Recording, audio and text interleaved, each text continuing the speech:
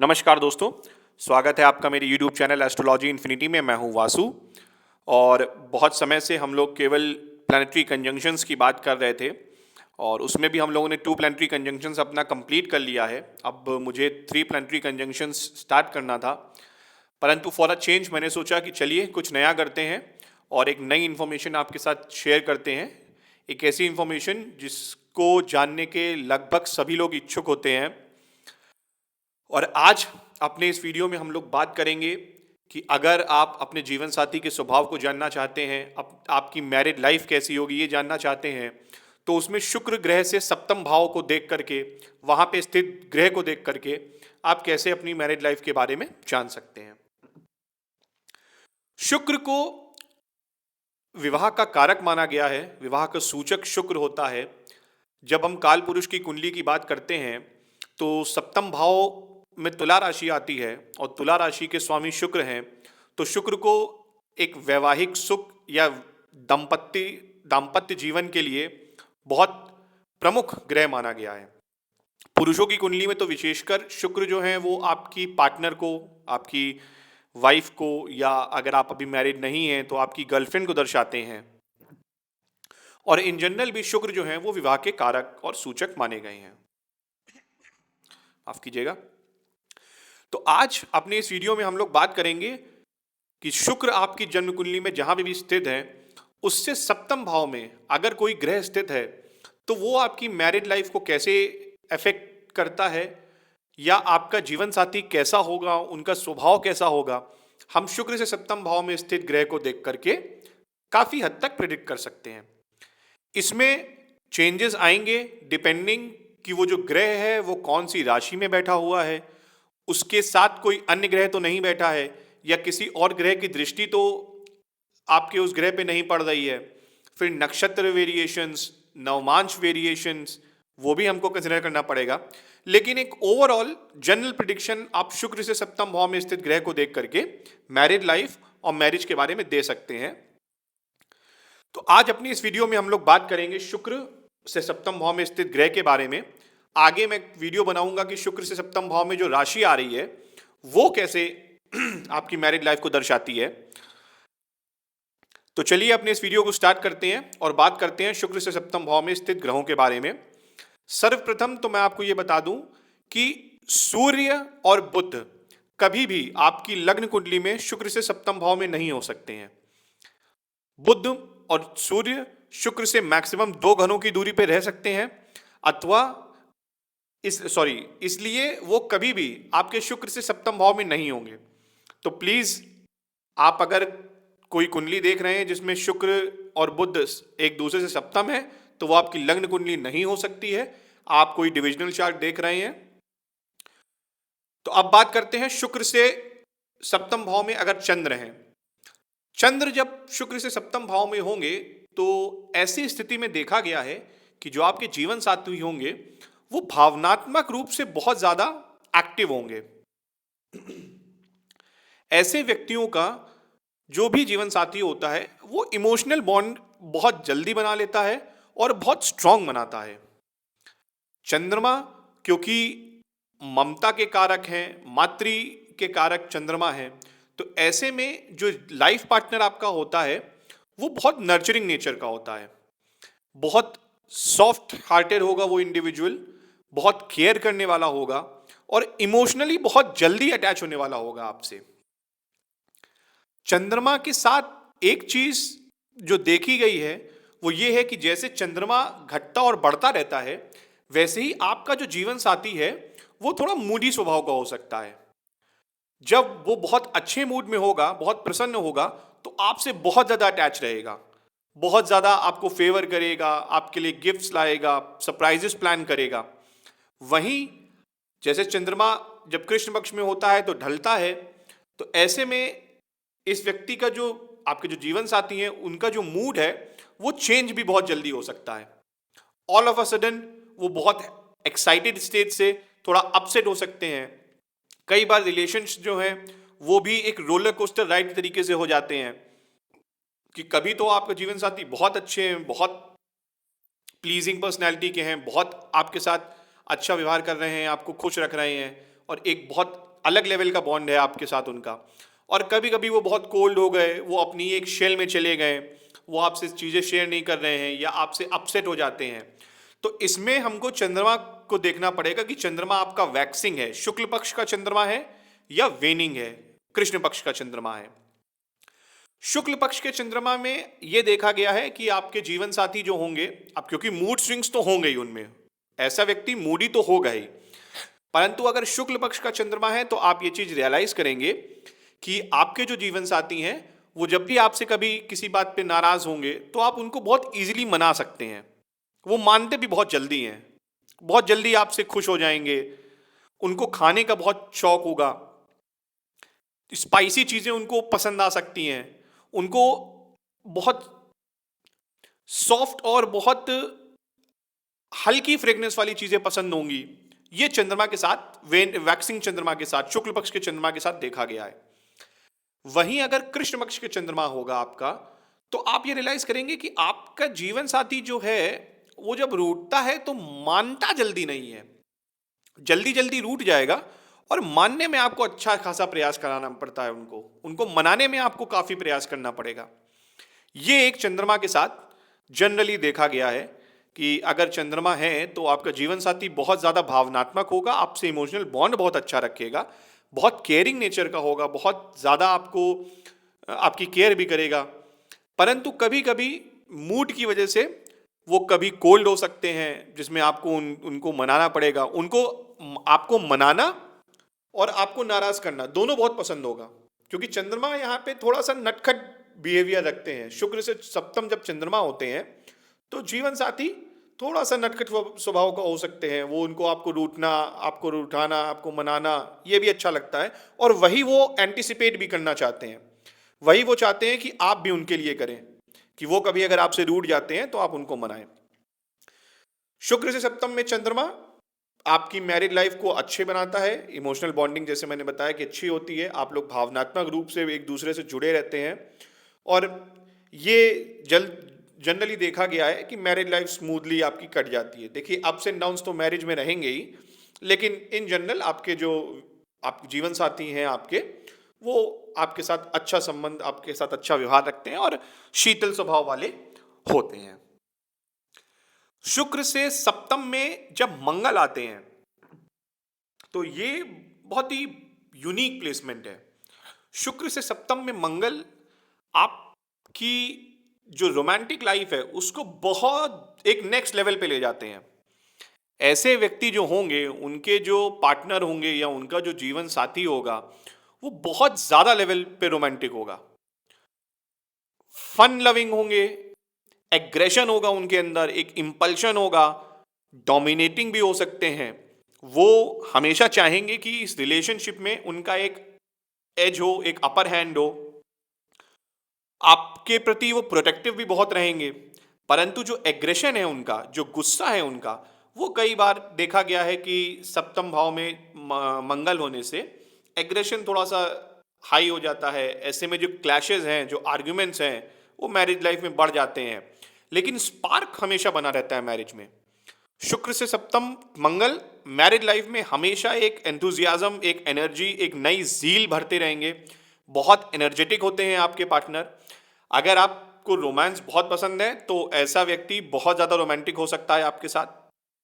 और अक्सर एक चीज़ देखी गई है कि फाइट्स चाहे जितने हों, आर्ग्यूमेंट्स चाहे जितने हों, लेकिन when you are in bed आपके सारे आर्ग्यूमेंट्स जो हैं वो खत्म हो जाते हैं।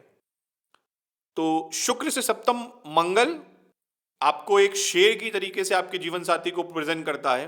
वो डोमिनेटिंग होगा, वो कंट्रोलिंग होगा, लेकिन वो स्पार्क आपकी मैरिड लाइफ में हमेशा बनी रहेगी, वो चमक आपके चेहरे पे हमेशा रहेगी, वो एनर्जेटिक जो एनर्जी चाहिए होती है एक मैरिज को के स्पार्क को बनाए रखने के लिए, वो मंगल सप्तम भाव में शुक्र से सदैव देते हैं।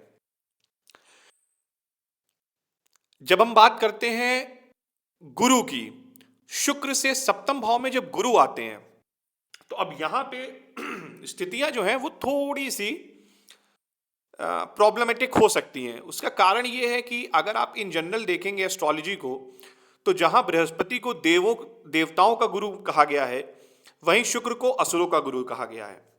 दोनों ग्रह जो हैं वो गुरु हैं, दोनों नॉलेजेबल हैं। तो अब ऐसे में क्या होता है कि आपके जो जीवन साथी होते हैं वो काफ़ी समझदार होते हैं, विजडम उनके अंदर बहुत ज़्यादा होती है, रिस्पॉन्सिबिलिटी लेने की उनकी आदत होती है। मैरिज लाइफ में वो बहुत रिस्पॉन्सिबिलिटी लेंगे, वो आपकी पूरी जिम्मेदारी भी उठाएंगे, आपकी क्या ज़रूरतें हैं उन ज़रूरतों को कैसे पूरा करना है, आपकी फाइनेंशियल रिक्वायरमेंट्स आपकी मैरिज मैरिज की क्या है, आपके परिवार की मैरिज फाइनेंशियल रिक्वायरमेंट्स क्या हैं, उन सब की जिम्मेदारी वो लेते हैं। परंतु शुक्र से जब सप्तम में गुरु होंगे तो ये देखा गया है कि पति और पत्नी दोनों के बीच में कई बार एक सुपीरियोरिटी की लड़ाई चालू हो जाती है कि मैं सुपीरियर हूं या मेरा पार्टनर सुपीरियर है। दोनों ज्ञानी हैं, दोनों नॉलेजेबल हैं, पर ये सुपीरियोरिटी की जो लड़ाई है ये कई बार संबंधों को थोड़ा सा खराब कर सकती है। और आज कल जो समय चल रहा है उस आज के परिवेश को अगर देखेंगे तो ये स्थिति बहुत अनुकूल नहीं मानी गई है। शुक्र से सप्तम में गुरु एक और चीज देखी गई है कि आपके जो जीवन साथी होंगे वो जिम्मेदार बहुत ज्यादा होंगे, रिस्पॉन्सिबिलिटी बहुत ज्यादा वो कैरी करने वाले होंगे। और कई बार ऐसा होता है कि ऐसा व्यक्ति अपने आसपास के लोगों की, अपने परिवारजनों की, अपने दोस्तों की, सबकी मदद करने में इतना ज्यादा लीन हो जाता है, इतना ज्यादा रिस्पॉन्सिबल होता है वो व्यक्ति कि कई बार जो प्रॉपर अटेंशन उनको अपनी वाइफ को या अपने हस्बैंड को देना चाहिए वो शायद वो नहीं दे पाते हैं। एक और चीज ऑब्जर्व करी गई है, शुक्र से जब सप्तम में गुरु होते हैं कि आपके जो जीवन साथी होंगे वो रिलीजियस काफी होते हैं, उनका एक रिलीजियस इंक्लिनेशन होता है। आपकी मैरिड लाइफ में आप अक्सर देखेंगे कि आपके यहाँ रिलीजियस एक्टिविटीज जो हैं, हवन हो गया, रुद्राभिषेक वगैरह हो गया, अगर आप हिंदू समाज से, हिंदू धर्म है आपका, तो अक्सर आपके यहाँ होते रहेंगे। वो बहुत ज़्यादा इंक्लाइन रहते हैं टुवर्ड्स रिलीजन और नॉलेज इम्पार्ट या विजडम इम्पार्ट बहुत ज़्यादा करते हैं आपको। तो अगर आप सामंजस्य बैठा करके अपने मैरिड लाइफ को देखेंगे तो आपकी मैरिड लाइफ बहुत अच्छी रहती है। बस वही सुपीरियॉरिटी की जो लड़ाई होती है वो एक चीज़ यहाँ पे थोड़ा सा मैरिड लाइफ को थोड़ा सा अफेक्ट करती है। और दूसरा, हद से ज़्यादा रिस्पॉन्सिबिलिटी लेने की जो आदत होती है ऐसे व्यक्ति की, ऐसे व्यक्तियों की जीवन साथी की, वो मेरी मैरिड लाइफ को कहीं ना कहीं थोड़ा सा नुकसान पहुंचा सकती है। अन्यथा ये युति बहुत अच्छी है, ओवरऑल प्रोग्रेस के लिए, दाम्पत्य सुख के लिए युति बहुत अच्छी है। ऐसे व्यक्तियों की जो मैरिड लाइफ है वो अच्छी रहती है, सोशली ये लोग बहुत ज़्यादा फेमस होंगे। ऐसे लोग जो होंगे, लोग इस पेयर को, इस कपल को बहुत ज़्यादा अच्छी दृष्टि से देखने वाले होंगे कि बहुत अच्छा कपल है, बहुत अच्छी मैरिड लाइफ इनकी चल रही है। बट इंटरनल कॉन्फ्लिक्ट जो वो है, वो सुपीरियॉरिटी की जो लड़ाई है, वो आपको देखने को मिल सकती है। अब बात करते हैं शुक्र से सप्तम में शनि की। अगर शुक्र से सप्तम में शनि है तो यहां पे जो जीवन साथी होंगे वो कई बार देखा गया है कि उम्र में आपसे ज्यादा हो सकते हैं। ये भी देखा गया है कि सप्तम में शनि अगर आ जाते हैं तो जो जीवन साथी हैं वो बहुत रिस्पॉन्सिबल और डेडिकेटेड और कमिटेड होते हैं। ऐसा व्यक्ति पूरी आपकी जो मैरिड लाइफ है उसमें जो भी एफर्ट डालना है वो एफर्ट डालने से आपके जीवन साथी कभी भी पीछे नहीं हटेंगे। वो पूरा प्रयास करेंगे कि आपकी जो भी ज़रूरतें हैं उनको पूरा किया जा सके। अब शनि क्योंकि सेवक को दर्शाते हैं, सर्वेंट को दर्शाते हैं, तो ऐसा जो व्यक्ति होता है इसका जीवन साथी अपने अपने लाइफ पार्टनर से अक्सर देखा गया है, मतलब अगर आपकी जन्म कुंडली में शुक्र से सप्तम भाव में शनि है तो आपके जो जीवन साथी होंगे, जो आपके पार्टनर होंगे, वो आपकी केयर बहुत करेंगे और उम्र में आपसे ज़्यादा हो सकते हैं, देखने में आपसे थोड़े ज़्यादा लगेंगे, वो अपनी उम्र से अधिक बड़े लगेंगे, पर जिम्मेदार बहुत होंगे। और आप ये रियलाइज़ करेंगे कि जब कभी आप बीमार होते हैं या जब कभी आपको ज़रूरत होती है तो एक आदमी, एक सपोर्ट, एक पिलर आपके साथ हमेशा मौजूद रहते हैं। शनि सप्तम भाव में शुक्र से आपकी मैरिज लाइफ को डिले कर सकते हैं। अगर आपका विवाह अभी तक नहीं हुआ है तो आप ये देखेंगे कि आपका विवाह को थोड़ा देरी हो सकती है, प्रोवाइडेड इसमें गुरु की कोई दृष्टि ना आ रही हो। लेकिन अक्सर मैंने ये चीज़ ऑब्जर्व करी है कि अगर शुक्र से सप्तम में शनि है तो बेहतर यही होगा कि आप अपना विवाह 30 वर्ष की आयु के बाद करें। अक्सर जल्दी विवाह करने पे जो वैवाहिक संबंध है उसमें थोड़ी सी खराबी आ सकती है। इन जनरल शनि सप्तम भाव में आपकी मैरिड लाइफ में, आप शुक्र से सप्तम भाव में आपके पार्टनर को आपके प्रति समर्पित बनाते हैं, वो आपकी प्रति डिवोटेड और कमिटेड रहते हैं और आपके लिए सारी जिम्मेदारियां भी वो स्वयं उठाने में सक्षम होते हैं। अब बात करते हैं माफ कीजिएगा, अब बात करते हैं शुक्र से सप्तम में राहु की। अगर राहु शुक्र से सप्तम भाव में है तो ऐसी स्थिति में यह देखा गया है कि व्यक्ति जो होगा वो, उसका जीवन साथी या जो आपके पार्टनर होंगे वो थोड़ा एग्जैगरेट करने वाले होंगे, बड़ी बड़ी बातें बोलने वाले होंगे, स्वयं को लार्जर देन लाइफ वो या तो समझते होंगे या ऐसा आपको प्रतीत कराते होंगे कि वो लार्जर देन लाइफ है, उनकी वैल्यू बहुत ज़्यादा है, उनकी वर्थ बहुत ज़्यादा है, वो ज्ञानी बहुत ज़्यादा हैं। ऐसा वो कई बार आपको अपने संबंधों में, अपनी बातों से आपको एहसास हो जाएगा कि आपके जीवन साथी आपको ऐसा बताने की कोशिश कर रहे हैं। जब राहु सप्तम भाव में है शुक्र से, तो एक बात ये होगी कि केतु आपके शुक्र के साथ आ जाएंगे और ऐसी स्थिति में जो मैरिड लाइफ है वो थोड़ी सी खराब हो जाती है, क्योंकि केतु यहाँ पे जो है वो आपको हेडलेस बना देते हैं जब रोमांस की बात होती है या जब वैवाहिक सुख या वैवाहिक जीवन की बात होगी, तो आपका जो डिसीजन मेकिंग होगी वो बहुत प्रॉपर नहीं होती है। ऐसे में कई बार ये देखा गया है कि जो व्यक्ति है वो अपना जीवन साथी को चूज करने में गलती कर देता है और उसी गलती का एहसास जब उसको होता है तो वो बहुत कोल्ड हो जाता है अपने रिलेशनशिप में। फिर उसका जो इंक्लिनेशन है वो टुवर्ड्स स्पिरिचुअलिटी या धार्मिक एक झुकाव उसके अंदर बढ़ जाता है और जो वैवाहिक सुख है वो कहीं ना कहीं कम हो जाता है जीवन में। वहीं अगर केतु शुक्र से सप्तम भाव में है तो ऐसी स्थिति में राहु आपके शुक्र के साथ आ गया। अब यहां पे जब केतु सप्तम भाव में होगा शुक्र से, तो जो जीवन साथी होगा वो बहुत केयरलेस हो जाता है। ऐसे व्यक्तियों की हमेशा ये शिकायत रहती है कि उनका जो पार्टनर है वो चीजों को समझता नहीं है, उनको हर एक चीज बिल्कुल पिन पॉइंट करनी पड़ती है, उनको बहुत ज्यादा समझाना पड़ता है, सब उनको बिल्कुल वर्ड टू वर्ड समझाना पड़ता है। तो यहां पे आप अपने हस्बैंड से या अपनी वाइफ से एंटीसिपेट नहीं कर सकते हैं कुछ भी। अगर आप यहां पे चाहें कि आपका जीवन साथी आपको कुछ ला करके दे, कुछ तोहफा ला करके दे, तो आपको अपने हस्बैंड को या अपनी वाइफ को बताना पड़ेगा, क्योंकि आपके शुक्र से सप्तम में जब केतु आ गए तो आप ये मान के चलिए कि आपकी जो मैरिड लाइफ है वो ऑलमोस्ट हेडलेस है। आप अपने जीवन साथी को जो बता देंगे वो वैसे बिहेव करेंगे। आपको अगर कोई चीज चाहिए, कोई गिफ्ट चाहिए, तो आप उनको बता दीजिए, वो आपके लिए गिफ्ट ला करके दे देंगे। आपको कोई वेकेशन पे जाना है, आप उनको बता दीजिए, वो आपके लिए वेकेशन प्लान कर देंगे। परंतु आप अगर ये एक्सपेक्ट करें कि नहीं, आपके जीवन साथी आपको सरप्राइज करें और वो आपकी मन की बातों को पढ़ लें, तो वो थोड़ा सा कठिन होता है यहाँ पे। और ऐसी स्थिति में क्योंकि शुक्र और राहु साथ में आ गए, तो अब आपकी जो रोमांटिक इंक्लिनेशन है वो बढ़ गए, जो आपकी मटेरियलिस्टिक डिजायर्स हैं वो बहुत ज्यादा एम्पलीफाई हो गई हैं। और सप्तम में केतु है, तो केतु आपको वो चीज जल्दी प्रोवाइड नहीं करते हैं, क्योंकि केतु डिटैचमेंट के स्वामी है, केतु डिटैचमेंट दिखा रहे हैं। तो यहां पे जो क्लैश होती है, जो एक स्ट्रगल होती है मैरिड लाइफ की, वो बहुत ज्यादा विजिलेंट होती है। अब ऐसा व्यक्ति जो होगा उसकी डिजायर्स होंगी, मटेरियलिस्टिक डिजायर्स होंगी, और उसका जो पार्टनर होगा वो कहेगा कि इन सब की बहुत रिक्वायरमेंट नहीं है।